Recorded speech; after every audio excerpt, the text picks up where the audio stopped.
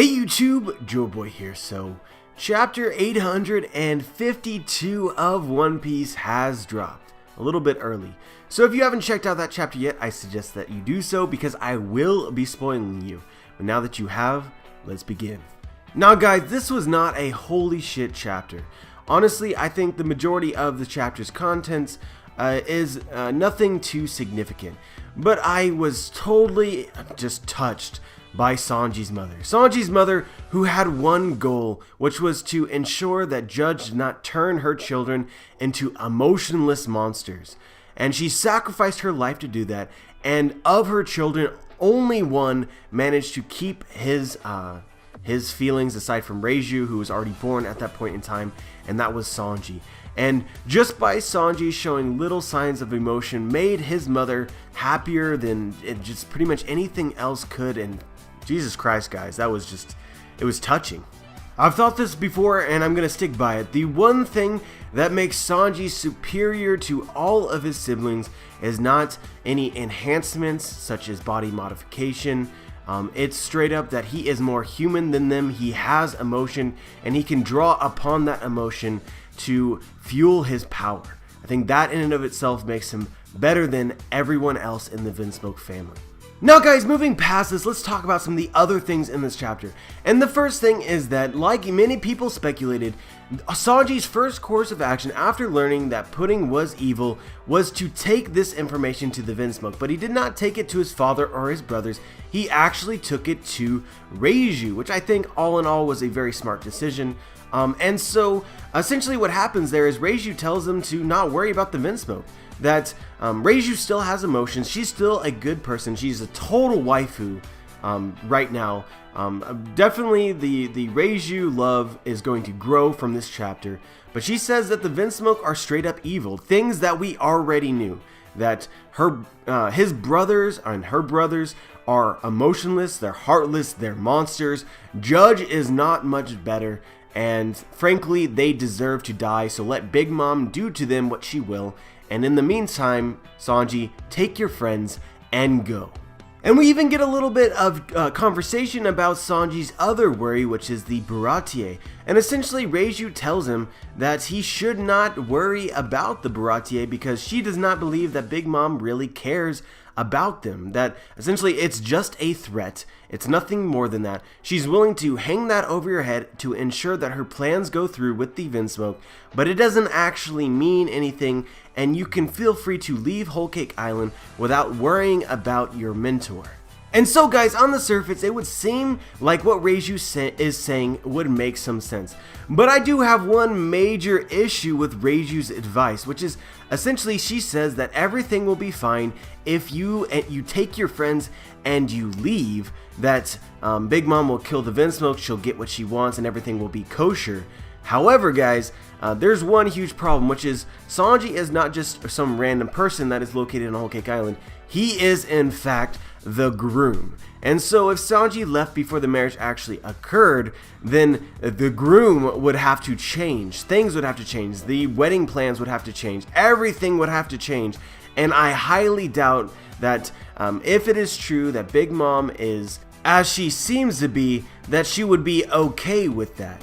When you really look at the circumstances surrounding the Whole Cake Island arc, you realize that at any point in time since all the Vinsmoke arrived, Big Mom could have killed them. But she has not. She's waiting for this perfect moment during the wedding ceremony itself to sort of set her plans into motion. And I don't think that this is significant because this is the best time to kill them. I think it's significant because this is what Big Mom desires. She desires this wedding ceremony to take place. And if all this is true, she desires to see Sanji's reaction to seeing Pudding being evil. She desires the Vinsmoke's reaction to seeing her turn on them. And in general wants to make a very dramatic scene. At least that's the impression that I get, because again, she could have killed them at any point in time since they all arrived. And so with that being the case, Sanji would be a very important piece to the events that Big Mom has planned. But everything I've said up to this point has no importance anyway, because you don't even need to look that deeply to know that this is not how the arc is going to shape up. There's way too many hanging plots for these Straw Hats to straight up leave before the wedding actually occurs, for Luffy to find Sanji and for them to just book it. Because you have the Tamatabako box, which is going to explode and have some impact on the story. We have Capone and his plans, which need to be addressed in some way. We have Caesar and his role in the story going forward, whether or not he'll be saved, what will happen with him. This needs to be addressed as well. So straight up, guys, all these lines from Reiju in this chapter saying, yo, you know, just leave, guys. This is just seems like a waste of time to me.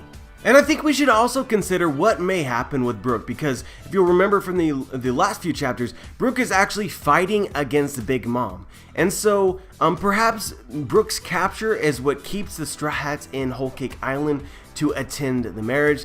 That's a possibility. Anyway, guys, long story short, I don't find these lines very persuasive. Oda has not convinced me that it's possible for the Straw Hats to run away at this point in time. So we're just gonna move on. So guys, it seems like the chaos in Whole Cake Island is sort of starting to brew up, but I don't imagine it's going to be anything too significant until the actual wedding itself. Now it seems like it's setting up a lot of chaos right now because Luffy has escaped, they burned the prisoner books, and there are now prisoners running through Whole Cake Island for which the Big Mom Pirates have to deal with. And this will provide cover for the Straw Hats to actually operate and perhaps reconvene to get together and plan something. That's definitely something that I see happening. And we also learned in this chapter that Luffy is essentially starving. He needs food as well. He's still really beat up. And Sanji conveniently is still carrying around the bento box. Luffy will definitely get this bento box, and it will restore him at least hunger-wise for sure. Thus allowing him to do other things in Whole Cake Island. But anyway, guys, it seems like trouble's brewing right now before the actual wedding, and I do believe that this is significant. And so what exactly is my prediction for what will happen in the future?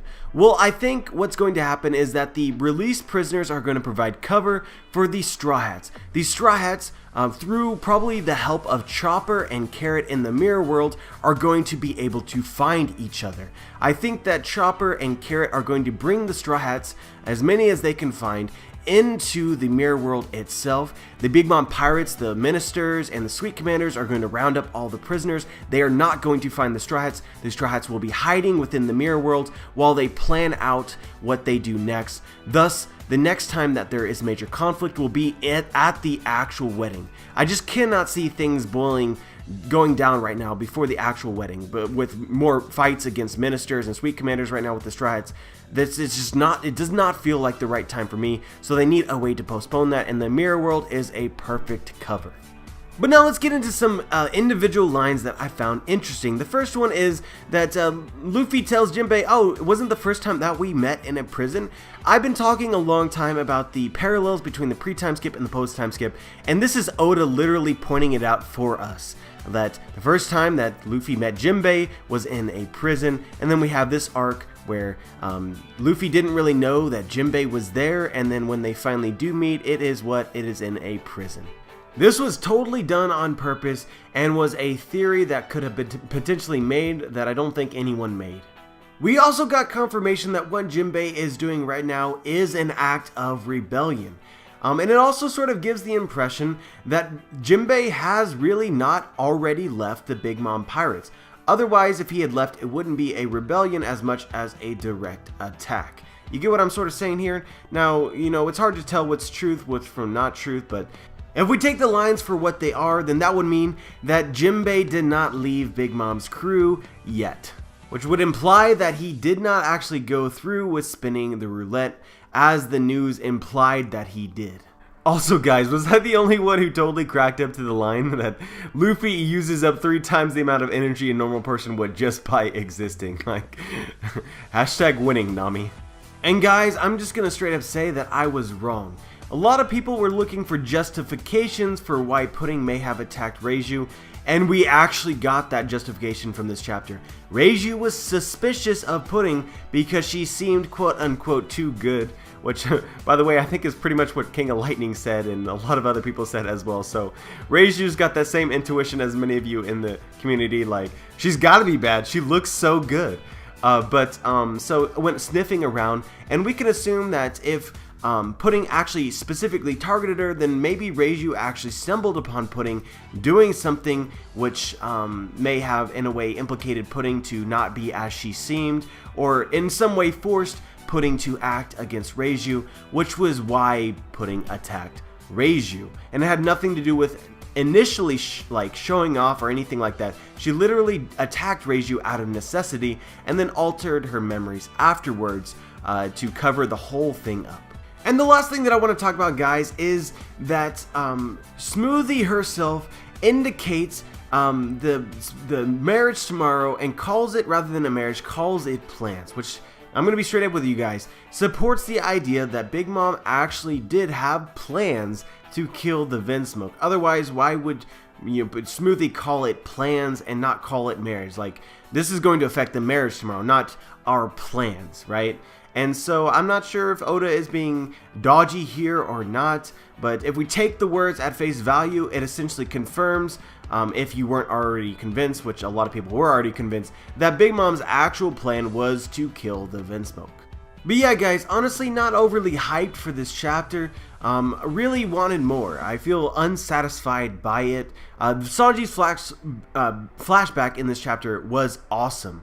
The flashback involving his mother, and then a little bit of just the Beiju scenes were really good. But as a whole, there just doesn't seem to be a lot of just critical information dropped in this chapter, or any real progression of the story. It doesn't feel like. But maybe it's going to be more significant than we think. We'll just have to wait until the next chapter of One Piece. But anyway, let me know what you think. Let me know if you noticed anything from the chapter that I missed. That is some way interesting. Just share your thoughts. Like the video if you like the video. Dislike the video if you dislike the video. Subscribe if you want to be notified for my future videos. And as always, guys, have a wonderful day.